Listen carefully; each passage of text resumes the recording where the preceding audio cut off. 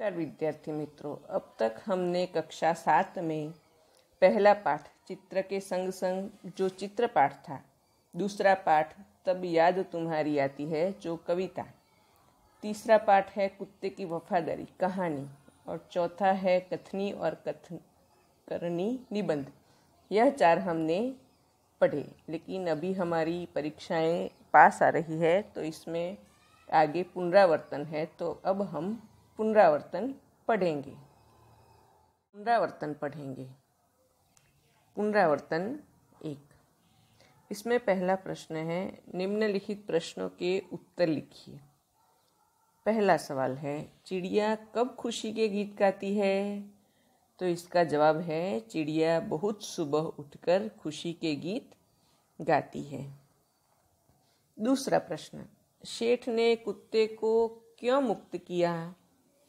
तो इसका जवाब है कि शेठ के यहाँ जब चोरी हुई तब कुत्ते ने चोरों का पीछा किया और जब चोरों ने लूटा हुआ माल जंगल में गड्ढा खोदकर दबा दिया, गाड़ दिया, तब कुत्ता शेठ जी के पास आया और शेठ जी को जंगल में ले गया और जहाँ पर माल छुपा था वह जगह बताई और जब थोड़ी सी खुदाई हुई तब वह पूरा माल जो चुराया हुआ था वह शेठ जी को मिल गया।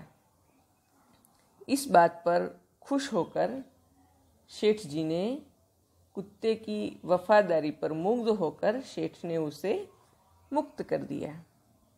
तीसरा सवाल है, ईश्वर ने मनुष्य को किससे श्रेष्ठ बनाया है? तो इसका जवाब है कि ईश्वर ने मनुष्य को अन्य प्राणियों से श्रेष्ठ बनाया है। उन्हें सोचने और बोलने की शक्ति दी है। चौथा प्रश्न है, शेठ ने बंजारे के साथ कौन सी शर्त रखी? तो जब बंजारा शेठ के पास रुपए उधार लेने के लिए आया तब उसके पास गिरवी रखने के लिए कुछ भी नहीं था। तब सेठ ने यह शर्त रखी कि अपना कुत्ता गिरवी रख कर जाओ मेरे पास और जब पैसे देने आओ तब अपने कुत्ते को ले जाना। पांचवा प्रश्न है, पृथ्वी पर हरियाली कब छा जाती है? तो पृथ्वी पर वर्षा ऋतु में हरियाली छा जाती है। अगला प्रश्न है, निम्नलिखित परिच्छेद को पढ़िए और सुलेखन कीजिए। तो आपको इस परिच्छेद को अच्छे से पढ़ना है और विराम चिन्हों को ध्यान में रख के सुंदर अक्षरों में इस परिच्छेद को लिखना है। हम सिर्फ पढ़ेंगे, आपको लिखना होगा। हमारे देश का झंडा तिरंगा है। ऊपर केसरिया रंग, बीच में सफ़ेद रंग और नीचे हरा रंग। सफ़ेद पट्टे पर बीच में एक चक्र है। इस चक्र को अशोक चक्र कहते हैं। झंडे के ऊपर का केसरिया रंग वीरता और बलिदान का संदेश देता है। बीच का सफ़ेद रंग और अशोक चक्र शांति और उन्नति की राह पर आगे बढ़ने की प्रेरणा देते हैं। नीचे का हरा रंग विकास करते हुए समृद्धि प्राप्त करने का सूचक है। अगला प्रश्न है, टीवी देखने से लाभ हानि विषय पर चर्चा कीजिए।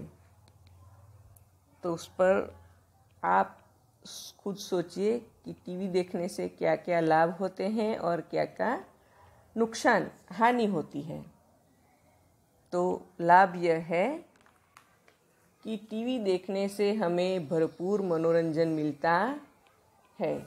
देश विदेश की सारी खबरें हमें मिलती हैं।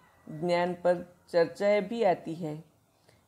टीवी देखने से हमें घर बैठे दुनिया भर की अच्छी बुरी सारी खबरें घटनाएं का पता चल जाता है। और नुकसान यह है कि टीवी भरपूर मनोरंजन पर तो देता है, लेकिन समय की बहुत बर्बादी होती है। वक्त कहाँ गुजर जाता है पता ही नहीं चलता। और ज़्यादा टीवी देखने से आंखें भी खराब होती हैं। चौथा प्रश्न है, निम्नलिखित शब्दों को शब्दकोश के क्रम में लिखिए।